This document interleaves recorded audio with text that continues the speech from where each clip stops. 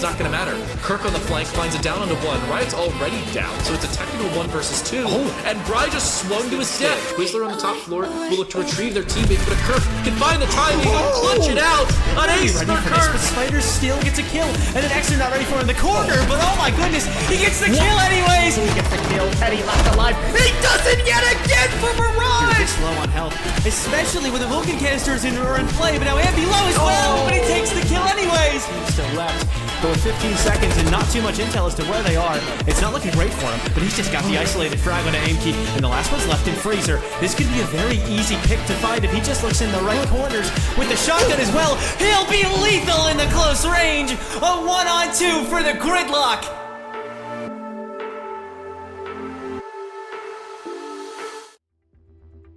Hello, ladies and gentlemen, and welcome to Xenon Gaming Series Spring Burst. We have a quarterfinal matchup here for you to start the day. That's going to be OSIRIS versus SSGA. We're going to jump right into the bracket here. I'm Corbeck, and alongside me is Goose, and I am happy to be here, Goose, as we take a look at this bracket and get an idea of what the implications of this match are for the day. Yeah, Aerial Arise being one of the first teams to play on this side of the bracket, winning 2-0 against Valkyrie. So the winner of today's matchup will go on to fight them later tonight, directly after this matchup. Both matchups being a best of 3. But going on to the game we have right now, SSG and Academy and OSIRIS, not only is this one of the more exciting games, but this is probably, as we look at the bracket so far, one of the more closer games. It probably is. OSIRIS kind of came out as a barnstormer here and did some really serious work against Team SBL in their very first match. This is one that I got to watch. And before we dive too much into it, though, I just do want to provide an update. This is a rescheduled quarterfinal from last night because we had server issues. So if you're looking for our semifinals matchup, you already mentioned, Goose, we're going to have one right after this here on this channel at 8:30 EST. And then you can watch the other one, which is going to be that SBL versus Coastal game. That's going to be on the TPL channel at the same time. So you have to split your attention a little bit there. But sure, let's bring it back around. Let's take a look at our rosters here for the night. I was talking up those OSIRIS guys here, Goose, and they are a scary squad when they get rolling. But you know, we can't discount their opponents either. But look at this lineup. We got Carnage coming in, we got BGL, we got Brios, we got Twist, we got Sent here. Yeah, you know, overall, just great roster. Brios coming over from Aerial Rise himself, and then you got BGL coming from Envy, and then Carnage is just going to be a sub for tonight, but still nonetheless a very great player. And if you look at the stats for attack and defense, OSIRIS not only is one of the best attacking teams in the Spring Burst, but they have an 80% success rate. That is crazy. Not only in just today's current meta, but especially for the maps they've played. Yeah, they really feel like a team that I think has something to prove here. They're very much, you know, they are OSIRIS. They have a definite bent to their reputation. They have a thing that they want to show the world, but we can't discount their opponents either, right? This is SSGA, this is the SSG Academy. They're an incredibly strong squad in their own right, barring Focal, Inky, Vil, and JetCon. We don't have any data for them, Goose, because we haven't actually seen them play. But they are and should be considered to be one of the probably best teams in this tournament. So a good opportunity for both these squads, I think, to really get a leg up over kind of a lot of their naysayers and prove themselves a little bit in a strenuous competition. Oh yeah, no doubt, 100%. SSG Academy, not only are they one of the best and, you know, one of the favorites to win this tournament, but currently with the roster shuffle, this is one of the very few T2 teams, aside from barring coming in replacing TrevMac, that has stayed relatively the same. So if, you know, kind of look at the teams, they kind of are one of, if not the best team in T2 right now, and then coming into T3, just definitely a mountain, a monster to go against. But OSIRIS, I wouldn't say they're the underdog. Definitely a very even matchup, but nonetheless, you know, a very formidable opponent. Yeah, and it should be noted too that Space Station and Gaming Academy, except for that one roster change, they did come in 4th in the Swiss stage of Element 2, and I think they got all the way to the semifinals. So a team that is good and used to playing under pressure. And let's take a look at where they will be playing under pressure. Here's their map bams come up. You've got Chalet and Border on the docket there for SSGA and OSIRIS respectively. And then Oregon rounding it out. Relatively conservative map picks, wouldn't you say? Oh, yeah, yeah. Chalet, Border, Oregon. I wouldn't say, well, aside from Oregon, Chalet and Border are, you know, really common maps, but they are more common rather than, you know, maybe a Consulate or a Nighthaven. But the little thing going on to Oregon is, for Osiris, well, sure, they played in some T4 leagues, but, you know, not some great teams compared to what we have in XGS. But they still have, in recent record, both including T3, T4 tournaments, and E2, Osiris is 9-1 on Oregon. So that's something. Obviously, you know, it's a little bit inflated, but, you know, for Oregon, for SSG Academy, they're 3-1, so still relatively good. But for Chalet, this makes perfect sense for SSG Academy. They're currently, I believe, 4-1 on Chalet. They've had no problems. And most of their wins, I wouldn't say have relatively been close, not a lot of them going into overtime. So it makes sense. And then Border just notoriously has been a really good map for Osiris. Yeah, Border is an interesting one, probably the most interesting one out of this particular bushel in front of us here today. I mean, it's interesting because I look at Chalet, and you said, you know, oh, you don't think it's as common perhaps as your Oregons or your Clubhouses, but I feel like it's getting there. I feel like it's getting there. Everybody hated that map when it first got reworked, and then suddenly everybody was in love with it again. So I'm not surprised at all to see that coming out here early, and like you said, it's a good map for SSGA. It's a map where they're going to feel comfortable. They're going to come out of the gate, get a chance to kind of plant their feet here. And I mean, I think if we were looking at this matchup purely on paper, right, I think we can confidently say SSGA is probably the favored team. You said it was a close matchup, and I agree, but I think SSGA, they have the odd, right? Like, they have the odds here. That said, I mean, Osiris, it's definitely a dark horse position for them because they have just looked so dominant in every other team that they've played so far in the spring burst. SSGA has not really had a chance to compete here in this group, and they might, you know, not need it, but certainly a little bit of rust that they'll have to knock off here on map number 1. Oh, 100%. That is definitely a storyline going into this. Osiris not only playing in qualifiers, but also groups. So the question is, will that give them an upper hand on SSG Academy, which have not played in the XGS whatsoever up until this game right now? Dokkaebi going to be banned out first by Osiris, one of the more banned attackers, not only in Osiris, just in competitive Siege as a whole. It makes sense, really makes it really easy to, you know, clear out those roamers. But Rava coming out, that's a really, I wouldn't say, I feel like in most recent time, especially in XGS, on Chalet, she's been banned a lot more, but still a very different and unexpected ban. Yeah, she's a great attacking operator. I love her personally, like from a playing perspective. But as far as the Jornoff goes, I mean, you ban any one of them, you're still leaving 2 on the board at least, right? You've still got your Twitch, who's, you know, very destructive, very valuable in her own right. And you've obviously still got the Roteros. Now that's a ban that you rarely, if ever, see coming out of Osiris there at the end. Maestro getting taken off the board. Is that so? I don't know SSGA I don't strats. Is that like targeted? Do they know something that we don't? It either has to be a target toward SSG Academy, or Osiris just can't play against Maestro, because Maestro is just one of those operators where he's not that powerful. I mean, sure, you know, in certain situations he can be really dire. He can be that little small sliver that wins you the round, but still, he's not going to be your Souls. He's not going to be your Tubarao. So that coming out, either it could just be a troll ban. I don't think it's a troll ban. I think they actually have either data or an idea behind that ban.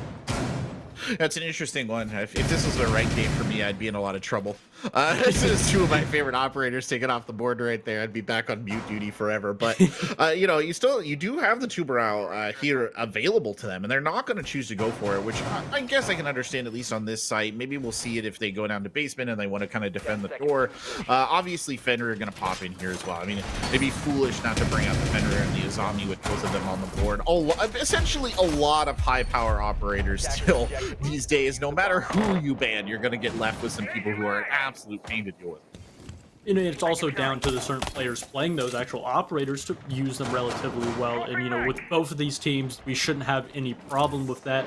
But with Osiris, you know, bringing out that Legion, bringing out that Aruni, it's going to make SSG Academy think twice, and especially when they start hitting sight, those actual Aruni gates, you're going to have to use utility. But it's honestly, in my opinion, I think this game is going to come down to whether the opening picks are going to be effective. Whether it turns into a round, or whether it doesn't really matter at all, because both of these teams relatively are good at getting those opening picks. SSG Academy, you don't exactly have all the data from this tournament, but previous tournaments, previous games, they have shown to be, really effective in those opening picks. And speaking of aim key, it's the first pick, and he gets a double two.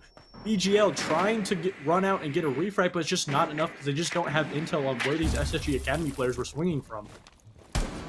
I was just going to say, I mean, we didn't have a ton of time in the pre-show to really talk about it, but one of the OSIRIS kind of hallmarks of their play so far here in the Spring Burst has been kind of a hyper aggro style. They really love getting aggressive. And I mean, you're seeing bits and pieces of it right now, the way that BJL is playing this. He's dashing out there, he's trying to get the gun on, and he just can't find the targets that he wants.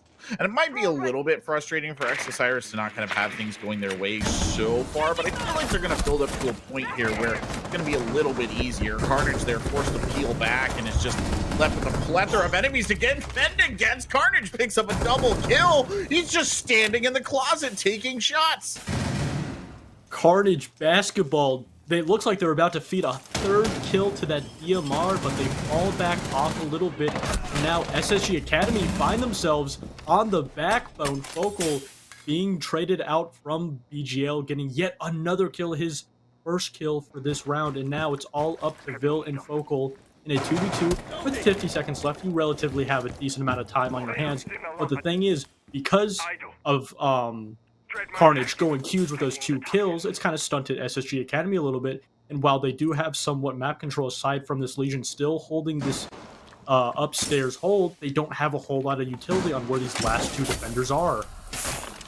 Barbed wire getting destroyed there on the stairs. Focal taking his time here to kind of play this one out. Good engage right there. He'll get the kill, and Vil follows it up immediately. Both of them stepping forward and hitting their shots at a critical moment right there. And round number 1 going the way of SSGA.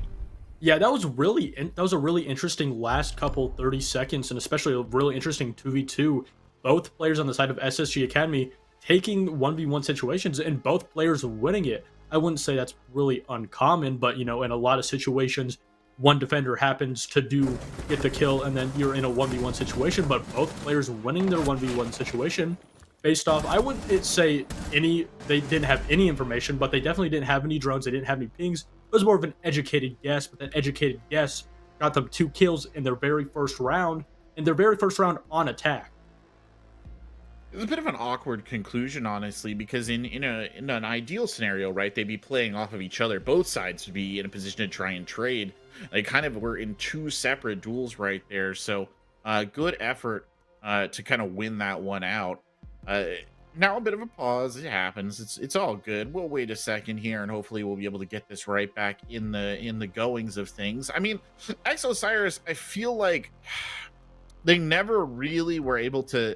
I was gonna say they were never really able to swing back from the start, Goose, when they lost 2 bodies very early on. But they were. I mean, the Carnage kill, it got them back into it, right? Like that was a bit of a misplay there by SSGA, and it showed, 100%. I think, a little bit of vulnerability, and I think it was honestly mostly based on a lack of information. They just genuinely did not really see where he was or know where he was. Yeah, in that situation, when losing 2 players, and not only would you lose 2 players in the defense, but you just do not answer back, usually most of attackers will assume that the 3 other defenders will fall back to site, and that's really what it looked like SSG thought. They thought that the OSIRIS players fell back, but they didn't expect Karn being in the perfect place, and they just tried to flood and almost gave him a third one, but he ran away with 2 kills, eventually turning it into a 2v2. But I mean, even again, when we saw OSIRIS, sure, they didn't get the picks, they continued to swing. Those swings were based off of educated guess. We didn't have a ping, they didn't have any real intel or idea or where these SSG Academy players were even pushing or entering the map, and that's why you didn't see any kills traded back until they just kind of flooded onto Karn. I just really want to see, going into these later rounds for OSIRIS, they need to get that intel, because you can't really get these picks or really counter these entry kills if you don't have the intel or have the cams on these attackers. Yeah, very, very true. And we'll see if they choose to go back here to the same site, and they do not. They will rotate over to Bar Gaming, which I think is a wise decision, Goose. I think that you don't want to, go back to the same well if you can kind of avoid it. It's going to require a bit of a different setup here. Interesting to see Brios down in the basement securing the garage door. That's one that I haven't actually seen people do an awful lot. Maybe I just haven't been watching enough Siege lately, but as an interesting kind of build out and extension right there, meant to, I think, just waste utility, but it really, obviously, Goose, is going to be the battle for the library that's super critical to holding on to this site. 100%. You know, getting that snowmobile wall reinforced, not only does it force, you know, the attackers to actually open it and use utility, but it also will give, you know, an actual, you know, sound notification to the defenders, so you can't just have, you know, a buck or maybe somebody with a hard breach charge just open the wall, block in, and then hold the flank downstairs. So now that, you know, makes them a little more comfortable and lets them focus more of their focus onto upstairs, onto that library hold. And you have Twits on that Azami, which will most likely be playing top mez, and then paired with, you know, a Frost.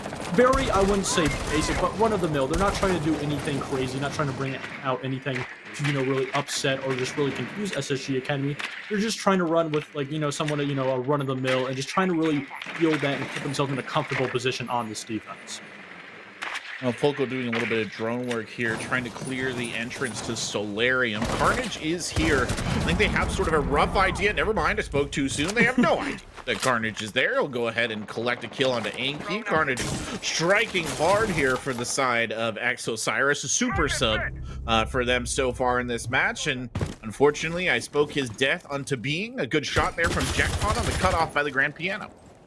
Yeah, but in that situation, you know, Osiris really won that engagement. Sure, Carnage was eventually traded back, but now SSG Academy with half the round gone, you don't have your buck. That soft support is going to be gone, and aside from the charges, the breach charges rather, from JetCon, you're not going to really be able to open as much soft wall or even do as much vertical as you would have initially liked.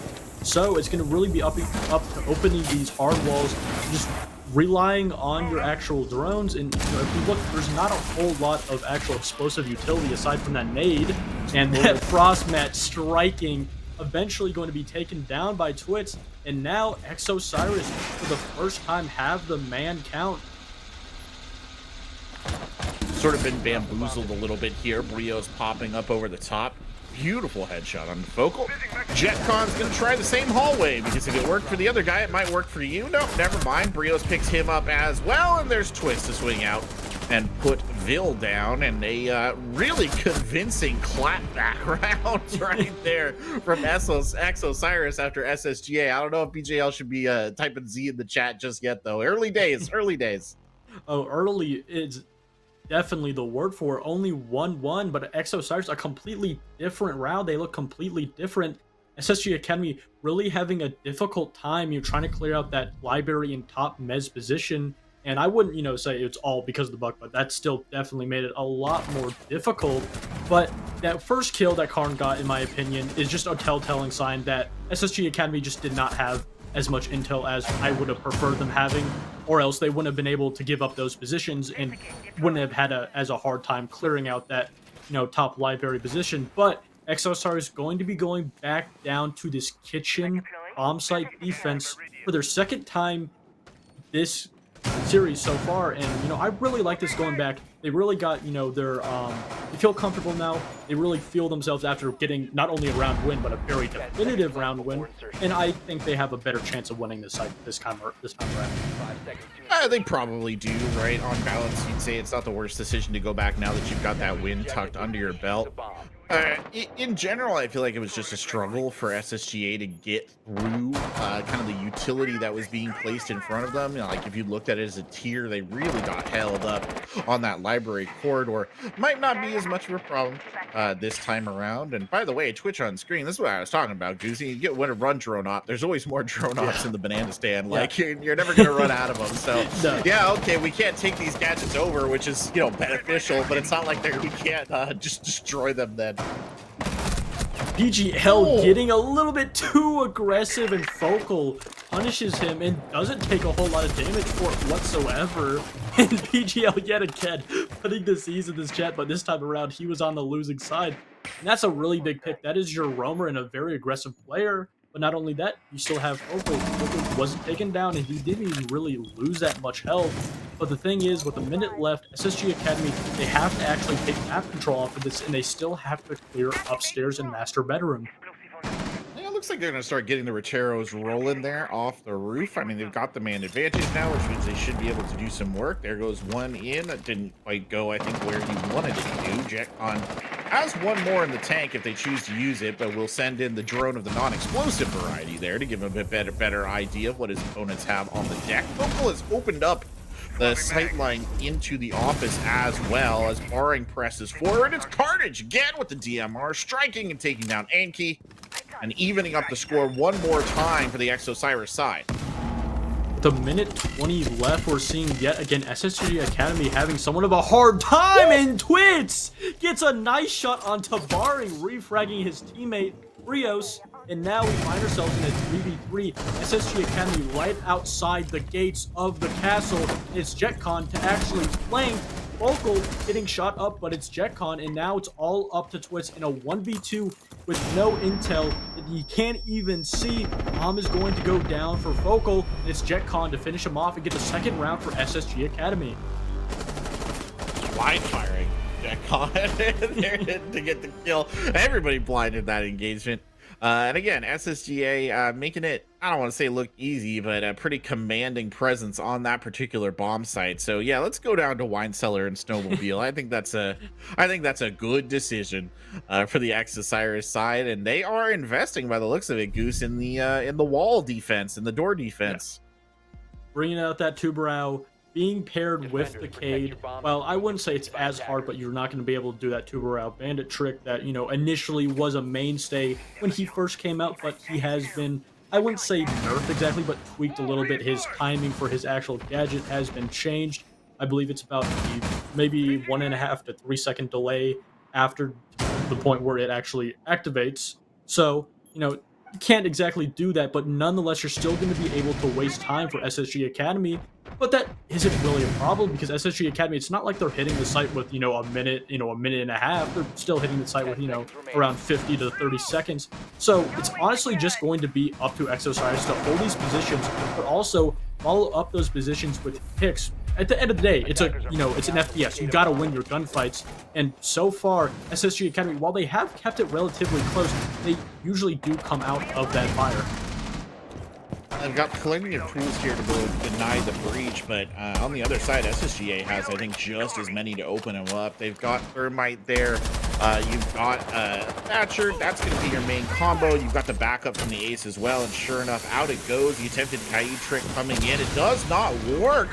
Ooh, well, so much for defending the garage door. It's done and dusted right off the gate, and the Tubarão was nowhere to be seen in all of that, so a little unfortunate there. And it really looked like it was a misplay. It's not like Karn is playing this Tubarão as, you know, a roaming presence, trying to, you know, whether deny intel with it. He was actually trying to hold that wall open, but it just looked like it was relatively and very unsuccessful. But the thing for SSG Academy is you still got at least one more wall to open if you want to do somewhat of a split push. And usually for this site, you do want to do a split push when attacking it. And it looks like that's what SSG Academy is doing. But the problem is they haven't cleared out Terminator, BGL, and Brios upstairs, while you do have Bill at top west main, so he's going to be able to hold the rotate back from these two players if they so decide to. But the thing is, if he doesn't know the position of these two roamers upstairs, they could come back to fight them in the back. Well, Carnage attempting to deny the entrance to Wine Cellar, and he has slowed them down quite a bit. That's allowed Twist the opportunity to sort of reposition here and behind them, but Focal will pick up Carnage, and that's the defenders on the site getting broken apart. Fortunately, Twist is there to take aim key down as quickly as he can and reset the boards just a little bit. Terminator, or I should say BGL, he lives up to the name sometimes, I'll tell you that, still in orbit up here as Brios picks up another one, and that just leaves Focal and Vil, never mind, just Focal at a quarter of the health, and he is just ripped apart from multiple angles right there. It's the plunging attack from BJL to finish the matter. Osiris clawing back, and yet again we are tied 2-2. It doesn't matter if we're in a defender-sided meta, because SSG, they've got 2 rounds, but Osiris following right back up, and those 2 defenders I talked about early on did exactly what I thought they were going to do. They strike back and flanked the players on SSG Academy, and they just weren't in the position to actually cut off those runbacks and those flanks, and that's why Osiris got the round. As I said before, it does eventually come down to the gunfights. And this doesn't look like a game where we're going to see the bomb going down a whole lot. It really does look like we're going to come down to those just last couple of gunfights. You know, if we get even one bomb plant this entire first map, I would honestly be surprised. I'd buy that. I mean, they do definitely seem quite focused on gunning. I think SSGA's approach there was a little too direct. They were applying directly to the forehead, and they might have needed to spread out just a little bit more because it's just a collapse. I mean, the roamers just came back in on them, and if you can execute that quick, Goose, you know, like get in on the bomb site and get the plant down, sometimes that'll work. But the defenders that they had left, Osiris had left on the site, were a little too strong, got a little too many kills to really make that a thing. They'll go back over to Bard Gaming again. Now, last time we were here, this did not go well for Osiris. Let's see if they've picked up any new tricks over the last couple of rounds. They're going to be bringing out that Capitao, also being backed up by both a Nomad and a Focal, bringing that P gadget, just so they can not only reveal the position, but also push out the positions. For example, you know, the top blue shield position, maybe AMP will come over with the Firebolt, pushing him out. Not really relying a whole lot of nades because they don't have any. They have 2 flashes being backed up by that Heart Breach device and the Pocket EMP device. That shield is going to be gotten by JetCon with his secondary device. And so far, SSG Academy has done a really great job of just clearing this utility that they had a problem dealing with later on the previous round they attacked the site. Trying, I think, to bait Twitched out right here. The Magnets doing their work at the start, but they will get eaten eventually. There goes the Black Mirror, so not a lot of options here left for the defender. Unfortunately, or fortunately, I should say, for them, they've still got plenty of Kiba barricades to throw down. BJL quite low here, just operating off of main hall, and AMK is back down to checking out the mudroom. He'll go back in through that window now. They're trying to set up some attacking angles here. It's just they haven't quite found their sort of point of entry just yet. Maybe that'll be it. Twist is taken down. That means the balcony, or they should say the second floor defense on the top floor, is going to collapse. AMK jumping in Brios. Cardinals with a good trade, though. Keeping the momentum together here as they go into a 4-3, sort of reset the lines for a second. Yeah, with a minute left, SSG Academy has a whole lot of map control, and they keep taking that man control even more. Carnage Basketball down on bottom blue on the flank, hoping he can catch a player, but it looks like JetCon may be aware of his position, but Aring has no idea. Karn getting a kill, but it's JetCon to shut him down. And now SSG Academy has solidified at least an even half going in the second half, but it's going to be up to them to win this round if they want to actually have a winning half, or Osiris will see if they can tie it up. Yeah, well executed there from SSGA. I think a relatively clinical sort of takedown of the defensive setup right there. You know, good use of utility to overwhelm the Magnets, and then you bring your other utility to bear to destroy those defensive positions. And I mean, that is a textbook case for how you kind of break open a defense like that of that top floor, just piece by piece. Methodical, this is a good word for it. Very methodical. It felt like they were going through the checklist and they were doing a good job of it.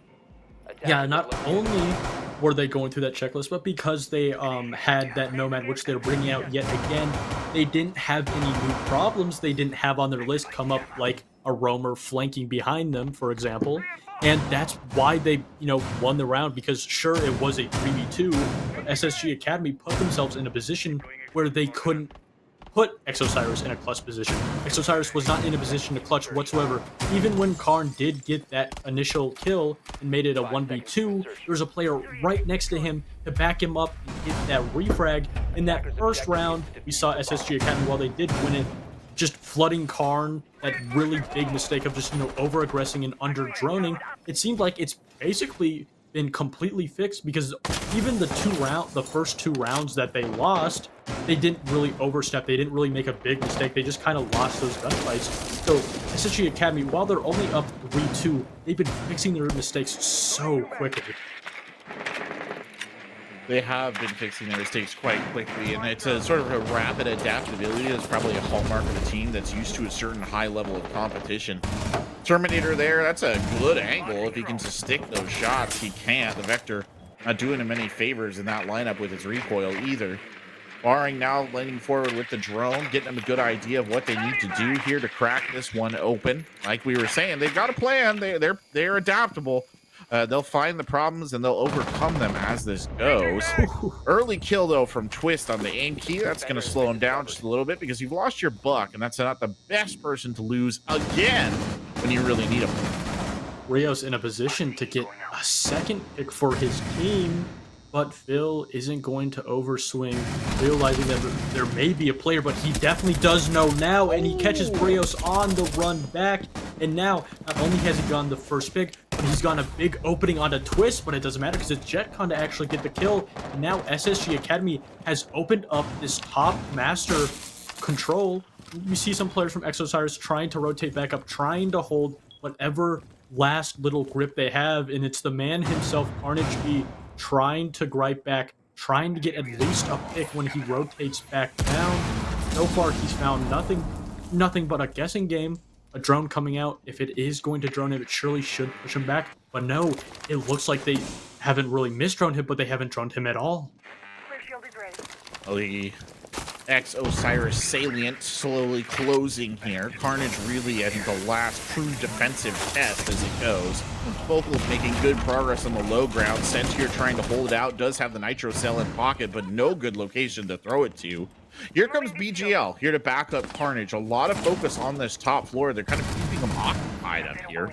BGL swinging out there and taking some more shots. And SSGA, they need to find their way in here. They've wasted an awful lot of time messing around on that top floor, and they have not yet obtained control. Carnage will go down, and that might be all the difference. I say that, though, and then barring drops.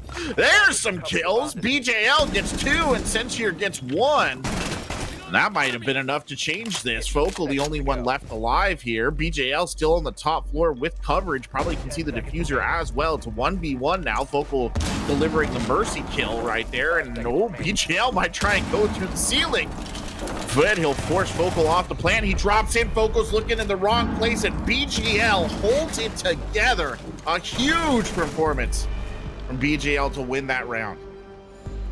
We were talking about just the round before we watched that SSG Academy had a really good checklist. They checked off each step, each little enemy, each little threat they had. But the thing was, that checklist, that round was a new threat appeared. I love these transitions. But a new threat came up. One they didn't initially have on their checklist. That was the flank from both BGL and Karn. While Karn was initially down, because they didn't clear out BGL and his teammate on Brios downstairs was able to hold the site, get a pick off of it, and even 2, that put BGL in a great position to deny the bomb from above, and that's why you have to clear out upstairs, because it's basically a 100% open site. You can kill the planter from upstairs from pretty much any vertical position you want, and because of that, SSG Academy find themselves going into their defensive half 3-3, which,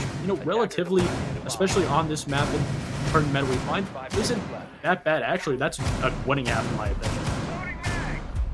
Yeah, no, it's a great half. I think I don't think either team can really walk out of that one being particularly upset. You know, like truth be told, I think if Osiris had lost that round, then they could have been upset. But it was, you know, it was a good effort by BGL to carry it through. And we talked a lot about SSGA flexibility. They didn't show it, dudes. They didn't show it. No. They just kind of got stuck, and it felt like you could physically feel them getting stuck and not really knowing what to do at the tail end of that. BJL, I think, kind of thrives in environments where he just takes the initiative and the other team doesn't really do anything. And, well, this is the end result of that. And now we switch over to the defensive side here, and we'll see what SSGA can muster on the defense if they have maybe a little bit of a different plan about how to go about this next Osiris. Oh, completely. I wouldn't say necessarily a completely different plan. They're still going to have an oriented push upstairs, but they're not going to be going over from the library side. Initially, they're actually going to be going on to Solarium windows and actually pushing down below to put pressure both above and below the site itself. But the problem here is if you lose an initial gunfight, for example, if Karn or Center lose an initial gunfight, that's going to put Osiris in a very uncomfortable, and I wouldn't say unwinnable position, but a position where you have to make plays. And just as I say that, Sentier falls down to JetCon, and SSG Academy have complete control, and Osiris don't even have a line of sight onto where these players are. But I'm wrong. Brios down below. It's a pick onto aim key, and Focal is down, Parring following it up. It's all SSG Academy. BJL and Brios still alive, though, and two very good players in their own right. I mean, we just watched BJL go beast mode there. Full Super Saiyan to win the last round. Maybe he can go Super Saiyan 2 here and pull this one out, barring taking a hefty chunk of damage. I mean, it is functionally a 3v2, just by the nature of Focal being down and bleeding out. I don't think any of the members of SSGA are going to get to Focal for that revive. They do have case control, though, and that might be the tipping factor here, because it's going to require a certain amount of aggression here on the Osiris side. By that same convention, they cannot make any mistakes. Terminator stepping forward, going ahead. It's unfortunately Brios who drops, not what BGL wanted to see. He's caught between two angles. That should have been a headshot, but it is not. Vil secures the kill right there, but let's be honest, he was doomed either way, Goose. No doubt. He was held in a textbook crossfire there. Even if he did get the kill on the castle, that Azami surely was going to swing and kill him. And just as I said, while a very definitive split push while going, putting pressure both above and below could work wonders for you, if you lose just one player on that top floor, it could send you into a frenzy, and that's exactly what happened. As soon as they lost that first initial player on Center when he swung in, not only did they lose a pick, but their whole entire top take was just dismantled, and all you had was two players on a window, one player on a highway, and Buck downstairs. While Buck did get a down and a kill, he was eventually killed later on the round and just didn't initiate in much. And while I really liked it, that swing in, it didn't have a drone, it didn't have any flashbangs or a nade. They're just trying to get these picks. They're trying to get these players pushing these positions with really next to no util being used.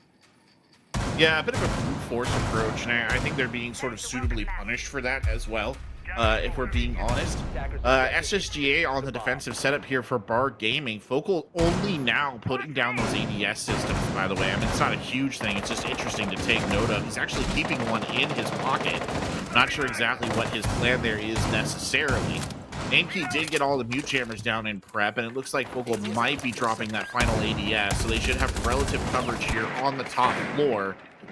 Pretty much a standard defensive position, I'd say. There's not anything too wild as BJL goes to work here with the drone. Sentier just doing a little bit of droning of his own, the less destructive variety, getting an idea of what routes might be available to the attacker.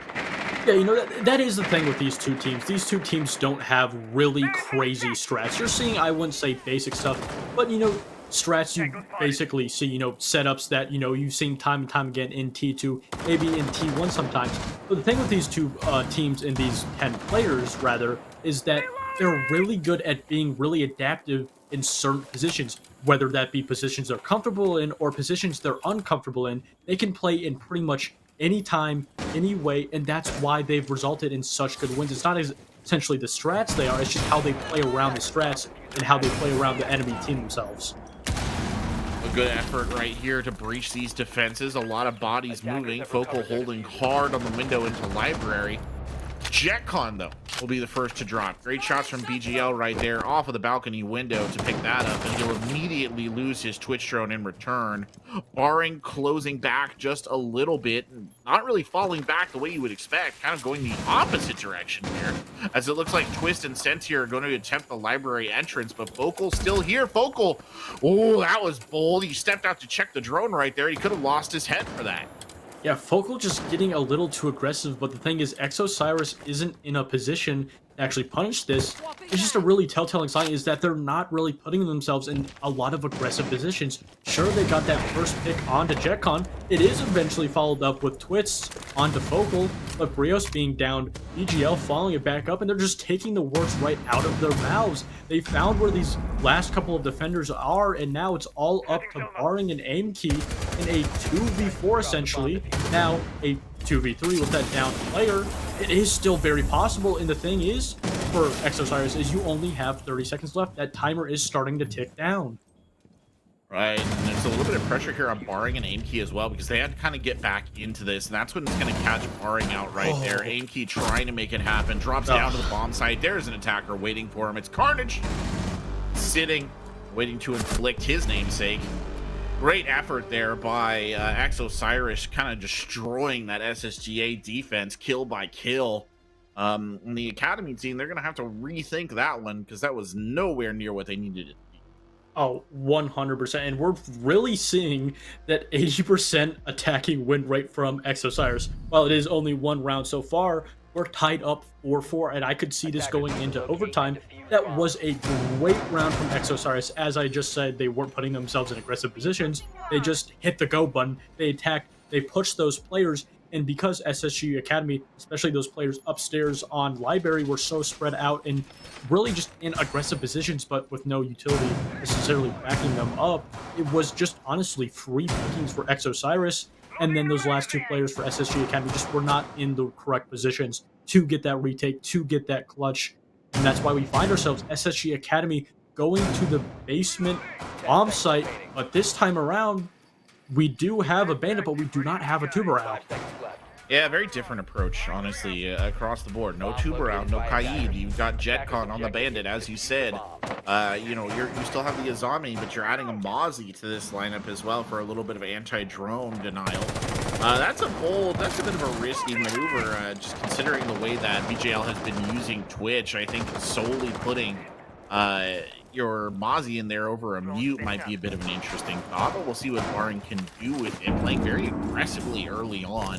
Obviously, they've got backup here from the Legion as well. JetCon getting burned, he's getting hit by grenades, he's trying everything he can to keep that wall secure, and it looks like he might have held him off there. I'm not entirely sure, but Carnage is doubling back and going the opposite direction, so whatever was being done by the bandit, it was enough. Yeah, I guess so. It kind of looks like Osiris kind of misunderstood and misread the situation there, because that was a free wall. I don't know why Karn ran it back. Just a blunder that happens sometimes. And with a minute left, not too much is happening, but these SSG Academy players continue to over-aggress, and they're not being punished, and JetCon is just allowed to go right back down to this position, put his bombs right back down, while, sure, the player on the side of Twitz did get that vertical play. He has not cleared out Phil. He's not cleared out Barring. They still have these very powerful roaming positions. And it really looks like SSG Academy's, utility waste, whether that, be with Barring or Vocal, rather, it has worked so far. And there's not really any drones to get positions to get any intel on these two roamers upstairs. Well, sure, they know they're here. They don't know their exact positions. A bit of a quiet game so far until Barring breaks the silence there with the kill of BJL. It's a good one to get off the board early on, been one of the top gunners here for the side. Barring that kind of unaccounted for roamer that you were talking about, finally they will come back to the garage door, and JetCon, the biggest killer there, he's waiting. Just looking to see if anybody wants to step through that breach and isn't quite aware of where he is. I do think it's a bit of a droning issue across the board, but Bill gets caught looking, so I say that, but Sentier with good coverage right there. And now maybe it's time to start assaulting the garage? Nope. No, they're going to play around with it a little bit more. Okay, Brios gets a kill on the Barring. It's a 4-4 here as we tick down past the 40-second mark. And finally, a little bit of a pause, though it's been relatively non-stop from the top. Brios throwing down the trap stingers way out. Aimkey holding tight on the elbow there in the connector. 20 seconds left on the clock. Moves have to be made. Sentier reloading the fireballs. He'll put one in through the door. I don't think he knows. He doesn't know, but he's fast enough on the draw. JetCon tries to go for the kill, and they'll lose Aimkey and Bill in the same breath. Vocal trying to fight it back. And SSG Academy just watching that one slide through their fingers like sand on a beach. Wow, these teams just do not want to plant. I mean, Osiris, they had the wall open. They had essentially a 4v3, but they just didn't feel safe enough. They didn't know where those positions, where those defenders were, and they didn't really feel safe enough to go for that plant until it was a 4v1 these teams, on purpose are built for getting those kills, collapsing onto those last couple of defenders and roamers and just trying to go for the kills. And SSG Academy was somewhat trying to force them to plant, not really over-aggressing, not really going for a retake, because those two roamers trying to retake top position, it didn't work. And it looks like that really did scare SSG Academy into, playing back. And Osiris, after a whole minute was like, okay, fine, we'll go into side and plant. And when they did, they found those two players. Well, that bandit was a misplay, that C4 missing. If the C4 didn't miss, that could have been a completely different round. Not only killing that player, but getting that position from the attack on main stairs removed is really good. But nonetheless, I believe for the first time, Osiris finds their actual first lead. Yeah, I think this is their first lead of the match, but I mean, it shouldn't have quite gone that way. If we're being honest, like that was a game to that was a game that they should have won, right? Like I mean, I'm just looking back to that poor bandit. I think it was JetCon. This guy absolutely drawed down on it. It's not like JetCon is bad. He was quick, but his opponent was quicker right there. We'll see if they can kind of push this one back, right? Because there's a certain amount of probably like psychological kind of like, oh my god, what happened? That they're gonna have to battle through. And Focal dying very early on, Goose would do nothing to restore that confidence, but then killing Carnage right out the gate. That'll help. No, that will most definitely help. Not only is that Carnage basketball gun, but also it is their only hard breacher gun. You have no hard breach. Just at that, there's no can openers, there's no Habana, there is no Thermite, you have no hard breach operators, and now not only do you have to deal with losing this first pick and also clearing this upstairs position, which, by the way, you have that Fenrir, you have the Legions, you have the Mutant, and on top of that, Aim Key gets another pick, and you also have JetCon and Bill and Terminator just killing himself, and I don't think he even realizes what he did. And now, after all of that, Center finds himself in a 1v5, and it looks like yet again we will get a tied scoreline. It's going to take an absolute miracle here for him to win with that utility that is going to reveal his position through the defense. And right now, it's just honestly up to Center to over-aggress, but it's actually Aim Key to over-aggress. And right now, it's honestly, this is just essentially just, a unofficial timeout for both teams. Yeah, some teams will even corner it, to use a sports term. They'll just have them run outside and, take your unofficial timeout. But looks like Sentier's just going to continue to explore the map a little bit and see what's what. Just wander around a fair amount. Sure, why not? That's a good round for SSGA. I mean, this has been body blows, ladies and gentlemen. Just like back and forth, round to round. Neither team, I think, really looking decisive at the moment, just by the nature of that. They both seem, honestly, pretty well matched. Pretty just matched is the word. JetCon just over-aggressing. Bill finally finishing it off. And, all of the statistics, everything we've looked at going into this match so far has been absolutely true. We are at a 5-5 scoreline, and honestly, I wouldn't even say it looks like one team is just making a lot of mistakes. Both teams are playing really well, and while this is SSG's map pick, it feels like a neutral playing ground for both of them.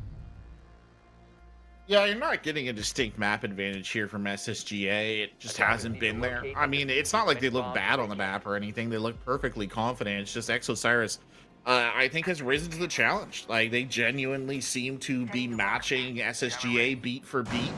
And there's been no opportunity for the Academy side to kind of pull ahead here. And even on the defense, where I thought maybe we'd see things open up a little bit here for SSGA, they just cannot break away from the grasp of Osiris. Yeah, Osiris just, playing together really well, just playing those traits, playing those picks, and, in that situation, the last round we just saw, as soon as they lost Carnage, I wouldn't say they gave up, but they just weren't even in a position to put themselves in a position to have a winnable round. You had so much utility up top, and even once you deal with that, you then had to deal with actually opening those walls, which wasn't possible. You were just simply not going to open these walls. SSG Academy continuing to use this Azami to her full potential, creating so many nasty angles that Exosiris is going to have a problem dealing with. And they're creating these power positions, not with shields, but with these Azami barricades. Really, I'm going to go out on a limb here and say I feel like first kill is going to be incredibly important here for these two sides. It has been, I haven't been keeping track as much as I should have, but it has been and felt like a very decisive factor in a lot of these rounds. To lose a body early on for either of these squads has by necessity kind of spelled disaster. And it's not been the aggressive showdown that I think we were necessarily expecting either. Speaking of kind of preconceived notions that have been upended, I expected Exosiris to be gunning real hard and SSG Academy to kind of be responding to that. Instead, it's been a little flat. They're flat from both teams, but what isn't flat is this utility being taken out very efficiently. That Monty coming out, this position from JetCon is going to be pushed out, and he's going to be killed, eventually finished off by Twist.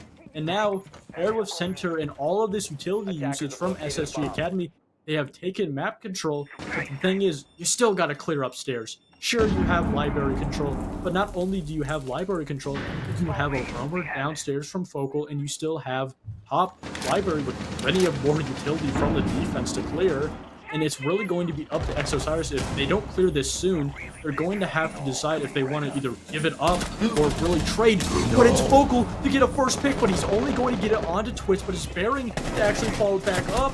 And now it's a 3v3, but Centier's gonna follow it up, Barry following it up yet again, and Focal with a double kill, and now it's all up to Karn. He does eventually find Barring, and with 55 seconds left, he does have the bomb, he does have the rock, but he has no intel and very low health.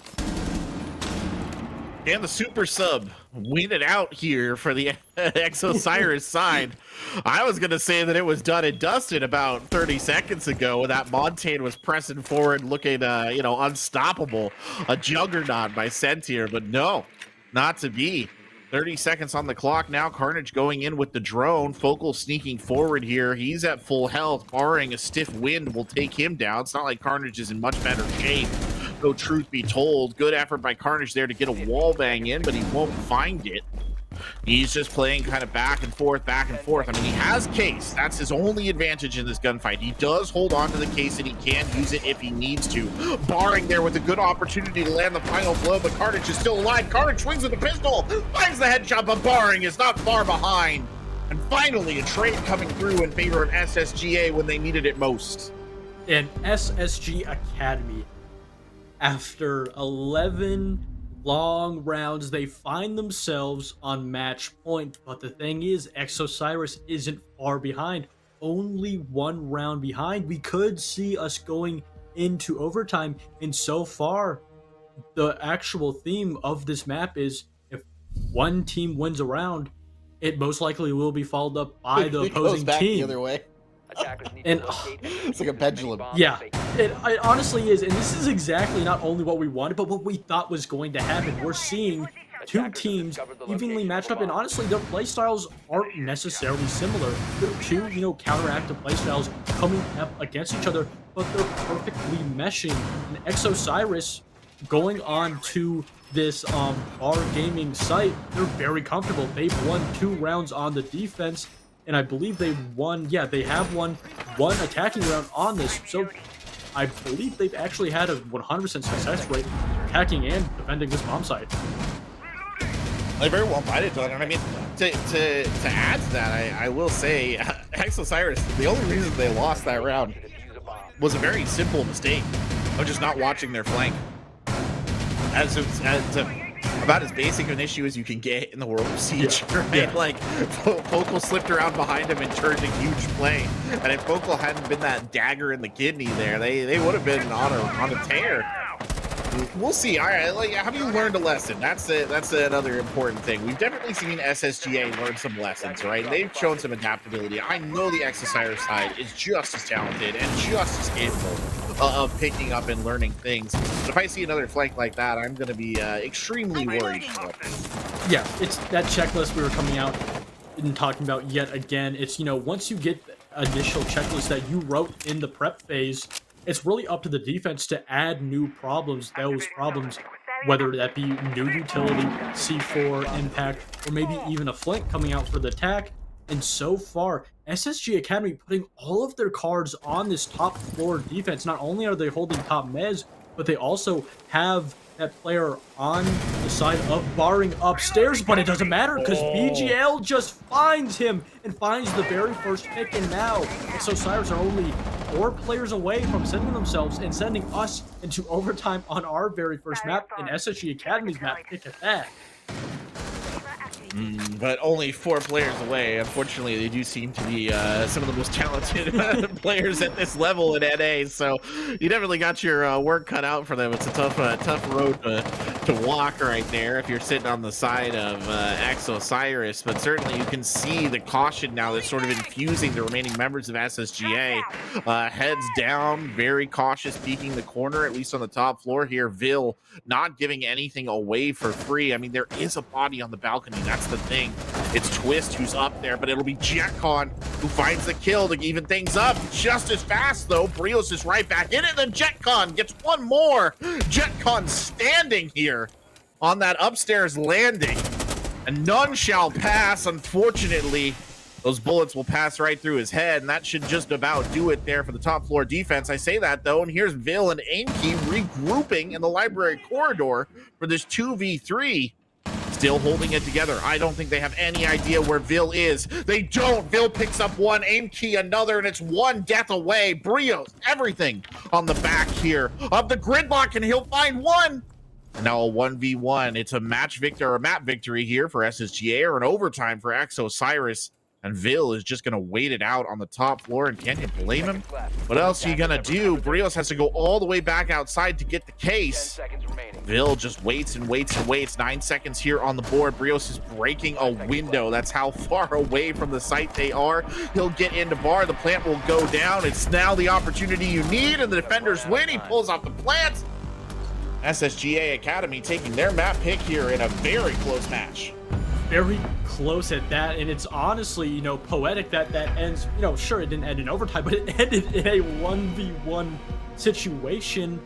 But it was yet again a really small mistake. That mistake that time being around that you didn't have bomb, and it really just goes to show that, you know, these teams just are not built to actually put the bomb down. That is not their main focus. The main focus is clearing out these 5 players because they just completely forgot about that bomb. And, you know, sure, it does seem like a small mistake, but a lot of the times I'll say, you know, it's a mistake that happens every once in a while, but it's a mistake that honestly just should not have happened because not only a player didn't die out there, they dropped that. I want you to keep in mind, they dropped that for another player to go pick it up, but the thing was, nobody on the side of OSIRIS went to pick it up. They just pushed site without bomb completely, and that was a mistake that wasn't even forced. That was just all on them. It's true. Blinded by bloodlust. We've all been there. Yeah, you've all been there. They're silver. They drop you into a bronze lobby, and you want the death. That's all you know. It's all you see. You see red. But, you know, a great effort from SSGA there as well, Goose. We should give them their credit. 100%. You know, as much as that was a bit of an unforced error, they played the defense really well. They got their trade game going later on. I mean, to be fair, though, our next map coming up is Border, ladies and gentlemen. That's going to be the map pick of OSIRIS. Don't go anywhere. I think we're in for a slugfest here, folks. These teams going back and forth, round to round. We'll see if it goes the other way on the next map.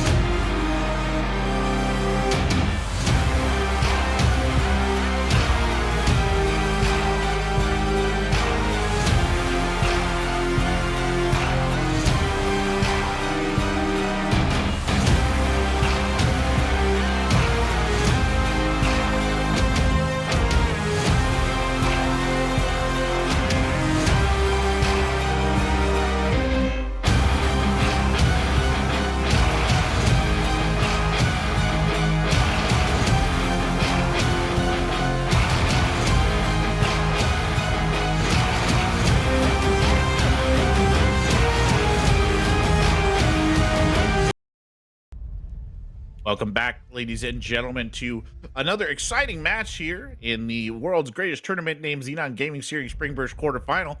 It's OSIRIS versus SSGA, and you've got some highlights from our last map here, Chalet. That was the map pick of SSGA, and they won it out 7-5. I'm quarterback, alongside me is Goose, and they didn't really have it all their own way, did it, as the scoreline kind of belies? No, it did not. While it was their map pick, and, they still did win it, it was a very close game. Sure, we didn't go into overtime, but we went into max regulation, and it ended initially in a 1v1. So as close as you could get in regulation that we could ask for. In OSIRIS, sure, they did lose the first map, but they looked really good, especially against a really good-looking SSG Academy team. Yeah, it was really a punching match. It was kind of a boxing back and forth, body blow, body blow. And eventually, it kind of just cracked in favor of SSGA, but we were not far off there of seeing an overtime between these two teams, which I think serves a bit of a warning, I guess, to SSGA. Looking ahead to the map pick here of OSIRIS, which is Border. A tighter map, a more aggressive map, a map that I think plays a lot more, and you probably agree, to the strengths of this OSIRIS squad. 100%. You're not going to be able to get away with those picks without being traded back as easily on this map. You're not going to be able to fall back as easily, and that favors OSIRIS 100%. And my thing is, while SSG did win, it was 7-5 because, while it was a punching blow, they still made a lot of mistakes. And the question is, if they want to win 2, I don't think we're going to get a 2. I still think we're going to see an Oregon. They're going to have to fix those small mistakes. Sure, it wasn't really big blunders that lost them multiple rounds, but it's mistakes that is going to be punished more indefinitely on a map like Border. Yeah, it's true. I would say that those mistakes might be cleaned up a little bit on a map that's smaller, just because there's not as going to be as, and this sounds a little bit weird, I know, but there's not going to be as many opportunities to make them. Yeah. Like, genuinely, there's room on Chalet. There's like some ways you have to go where I think it lends itself a little bit more to the kind of like, oh no, we forgot the diffuser. Border is such a smaller map that I feel like you're not going to run into a lot of situations where the diffuser is kind of out of sight, out of mind, for lack of a better word, or things like that. Watching flanks, right? Like, it just becomes easier when there's less geographical space to deal with. And those were two things that, we saw OSIRIS bumble a little bit on that last map. But we're jumping into our bans here, and Ying going off the board early on should surprise pretty much no one. Yeah, actually, I think it's more of a surprise we did see a Ying ban the previous match.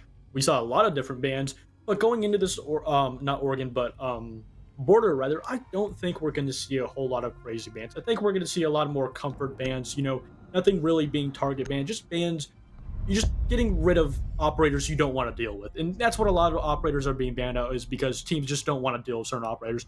Like, you don't want to be dealing with, 2 Yings and 6 flashbangs being thrown at you, and then 5 attackers being followed through. Same thing with Dokkaebi. You don't want to deal with having a Dokkaebi call and then having 2 attackers push your position.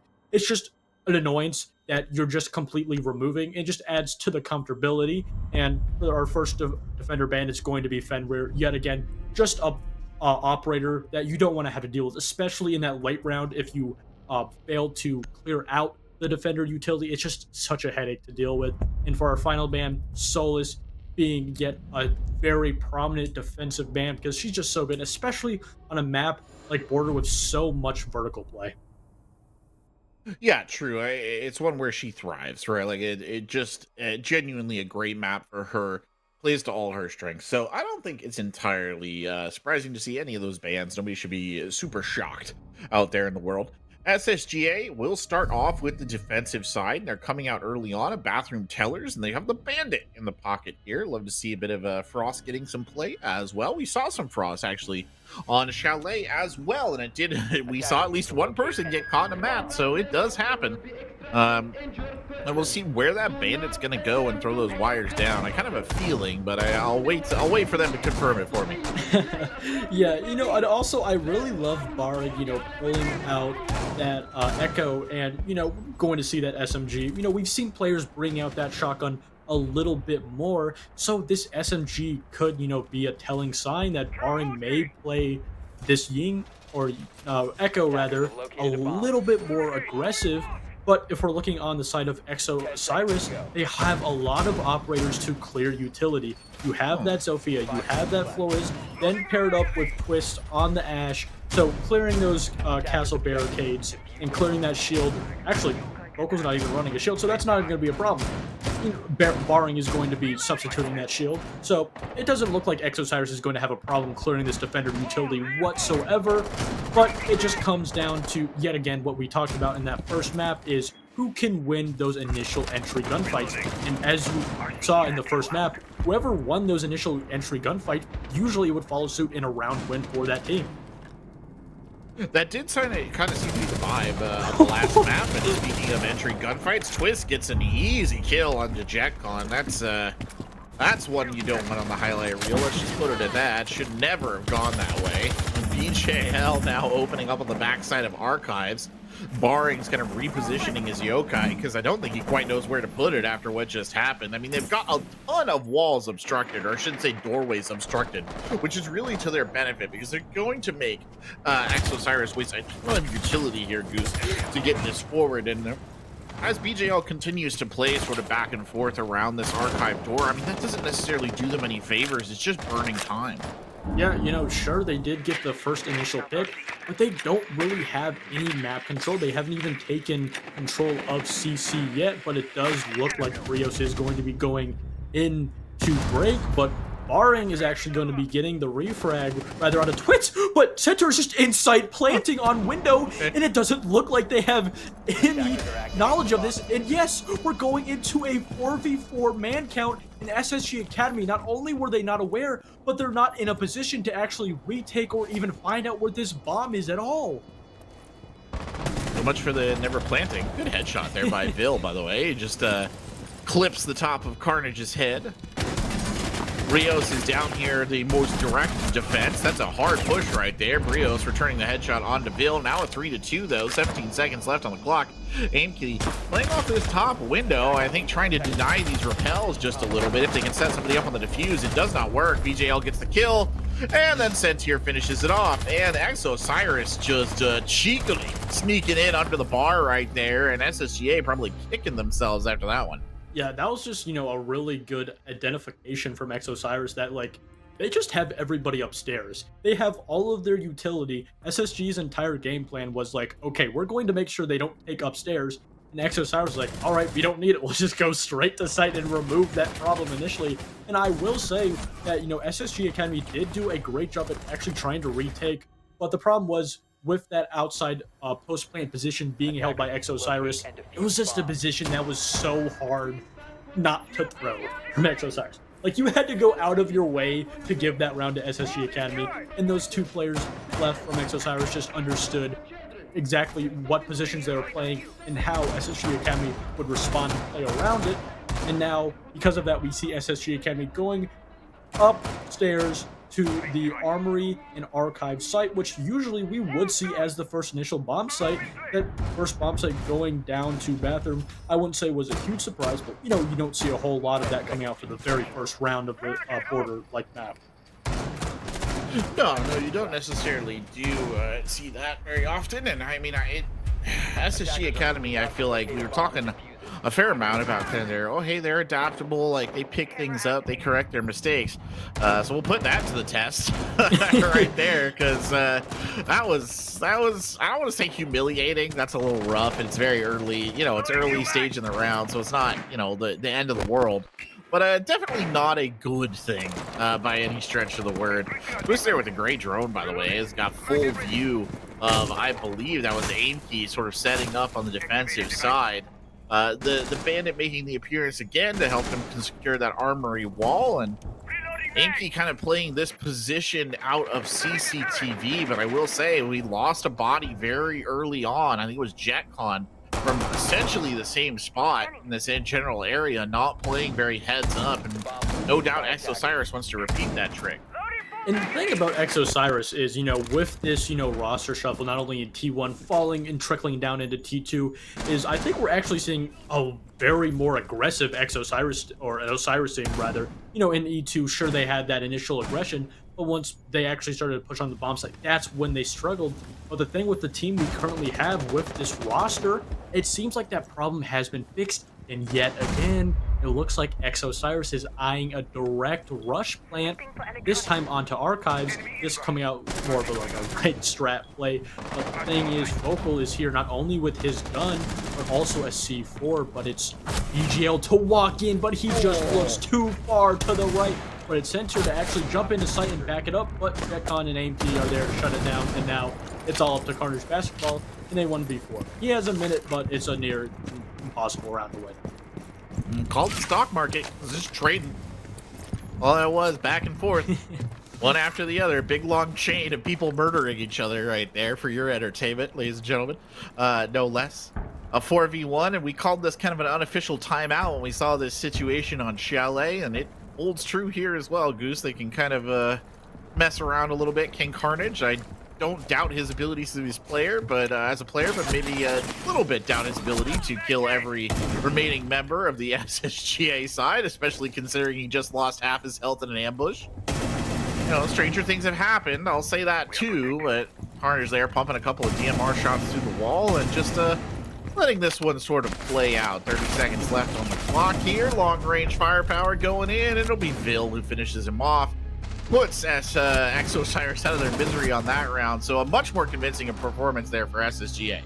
You know, you asked the question if SSG Academy could respond, and your question was answered very swiftly. Not only that, but OSIRIS bringing somewhat of the exact same play out, in SSG Academy not only in a position, but actually, you know, had the utility, had the players to respond and fix basically the exact same problem we saw in the first round.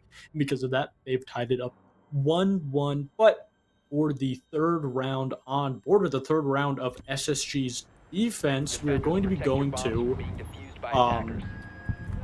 Vents and Workshop. Took me a minute there, but you know, yet again, this is going to be a site where you necessarily have to clear that top floor, and I really just don't want to see OSIRIS do a direct site take, because in this situation, especially with the vertical player upstairs, under the actual vertical holes upstairs in Armory, I wouldn't say it's near impossible, but it's really easy for the defense to just completely shut it down. So we're actually going to have to see OSIRIS pull out a different kind of strat, a different kind of attacking in this third round, because in the last two rounds, it was pretty much the same exact idea. Yeah, I agree. I do not think that it is incredibly likely that we'll see a top-down take, right? Like, I just don't think that's gonna, or I should say, sorry, not a top-down take, a direct-to-site take. That's just not gonna happen here. You got that trick out once, you know, and it's good for one round win. Let's just put it at that. Your odds of being able to repeat that trick again and again are minimized round by round. So no, I don't think we're gonna see that, and it doesn't appear to me that's their thinking here either. Again, Twist is putting pressure here on the top floor, gonna blow out the window of CCTV. That's gonna put Barring in an unpleasant position here, where they do have the fallback option of the hatch, but they're also being droned to Kingdom Come. I don't think they know that, and I gotta be very careful about how they play this situation with that level of intelligence. I think they're almost trying to force Barring into a sight line there. Barring instead just gonna drop. Hill though, swinging back the other direction, picking up BJL. Here comes Aimkey, and SSG Academy, their guns are heating up here. Progress has been made, but Aimkey drops Carnage in a 5v2 off the rip. We're only a minute into the round, and a brutal opening here for the members of OSIRIS as they just try and figure out what to do. I think Aimkey's in a position to get one more. He doesn't even necessarily know where Twist is. They're just blind firing through a wall. And Twist is playing out a scene from the worst action movie he's ever seen his entire life as he gets gunned down. And that just leaves Sent here, sitting here in CCTV, wondering what happened.